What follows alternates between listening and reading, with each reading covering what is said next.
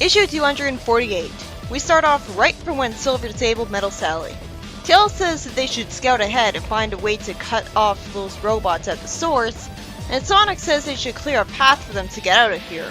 Silver agrees to hold on tight to Sally for him with his telekinesis, and the polar bear, Augustus, is said to be merely stunned as he's helped up.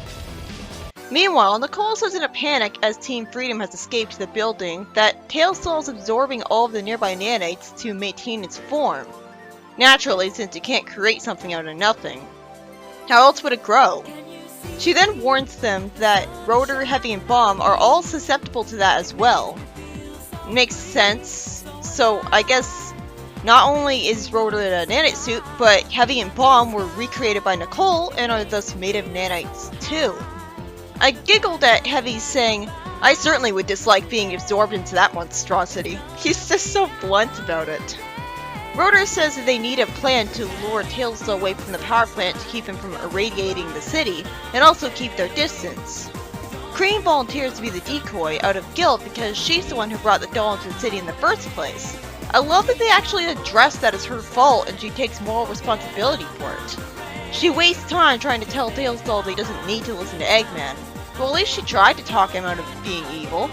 Rotor says that they need to draw Tailsdoll out just a little more, and Big says that it's stuck. Rotor says that they have to make it mad enough to chase them, and tells Heavy and Bomb to give him some covering fire.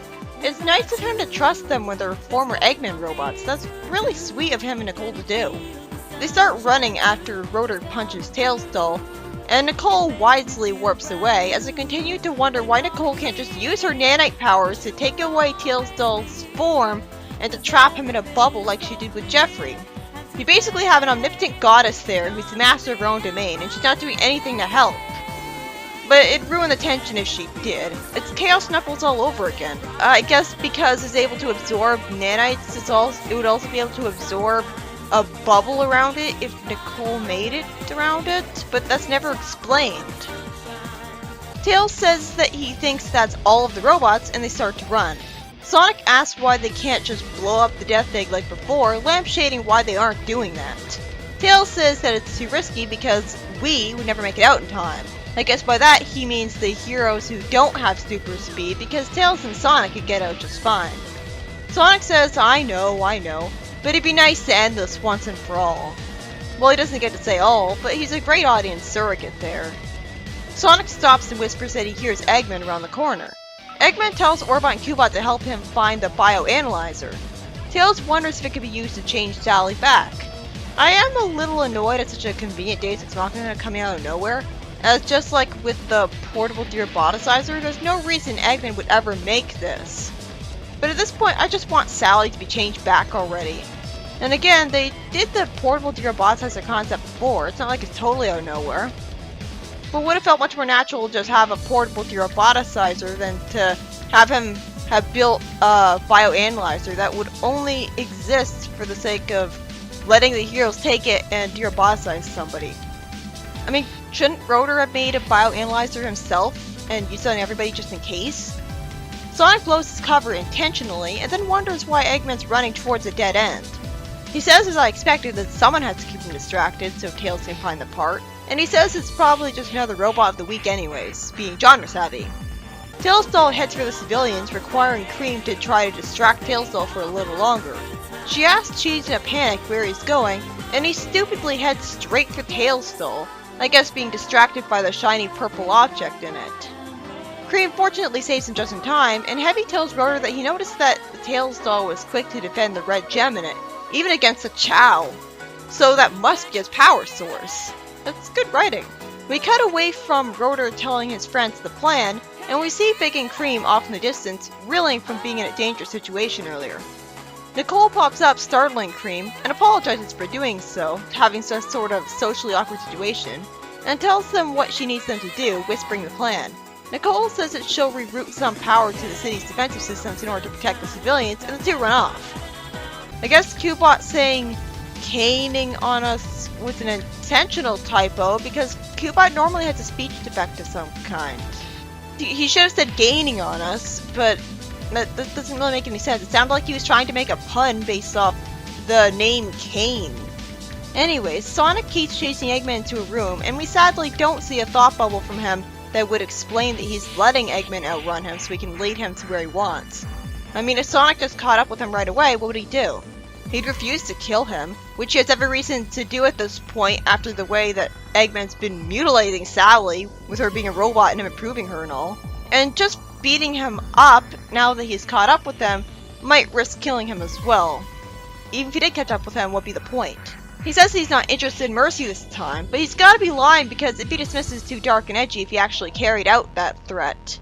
He just makes himself look like an idiot by saying a completely empty threat, which really has no reason to be empty. I heard that it's weird that Sonic seems to be meaner to sympathetic villains than to Eggman. When it comes to him being mean to Jeffrey, the sympathetic villain, it makes sense because he and Jeffrey have always had a bitter rivalry together and Jeffrey betrayed him and all. Eggman lets out Emerald against Sonic. This would have been a cool surprise if it weren't blatantly spoiled by the title pages issue that I already saw by this point. Eggman says the Emerald was a gift from Moby in South America. Sonic says the amusing snark, "Let's see if it can last longer than 5 seconds." He attacks it, and Emerald copies his spin attack.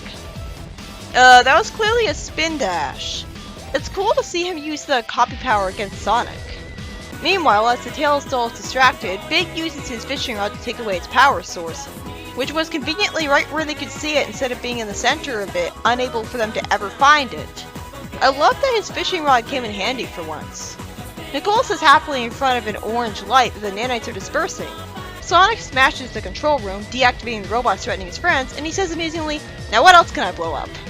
He reunites with Tails, and when Eggman sees that Metal Sally is being brought with the Death Egg, he orders the Death Egg to be launched, even though it hasn't been fully refueled yet. Since Silver can fly and the tornado exists, why would the Death Egg fly and make a difference anyways? Tails says the plane will somehow keep Metal Sally in stasis while they go back home.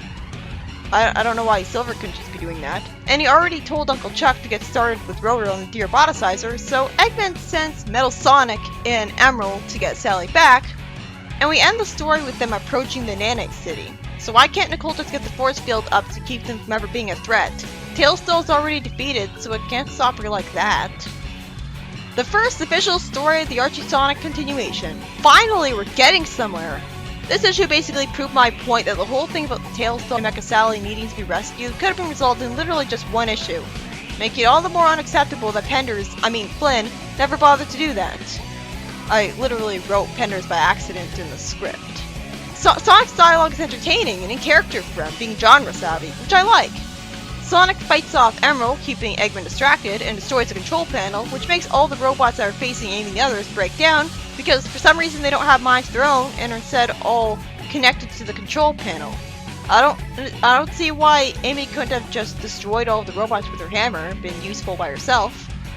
And Tails finds a bioanalyzer that could be installed into Uncle Chuck's Deeroboticizer for Sally. That was convenient. How could that even work for Mecha Sally? She's a robot. What bio is that to analyze? Does it already have Sally's bio? But she was roboticized by Nicole, technically. So, did she do that? I don't see why that plot device needs to exist when they could just get her home to Uncle Chuck's Deeroboticizer. And the comic never explicitly stated that they would need any kind of bioanalyzer to do that. And Silver fortunately kept being useful the whole time by holding Mecha Sally still. So for once he's being as useful as I'd expect a telekinetic to be. This is really a step up from Flynn. So much so that the only problems I had with the story were minor nitpicks. The last issue I read by Flynn made me really angry. And same goes for the last one that I made a video on too at the time of this typing. I mean, that issue 224 was the worst. I also liked how they took care of Tails doll. Even if, again, there's a nitpick, because there's no reason his power source should have been in a place that Big's fishing rod could reach and be clearly visible to everyone, instead of just in the center of his chest, hidden. But I can't think of any other way they could have killed him aside from Nicole making it too easy by just doing the obvious and using her nanites to destroy him or trap him in a bubble that would shrink and crush him to death. Which she doesn't even attempt to do. But it was cool how they chased it. Kree made herself useful as a distraction to make up for the fact that she brought it here in the first place. And Big's fishing rod was really vital to the plot for once, in a way other than fishing.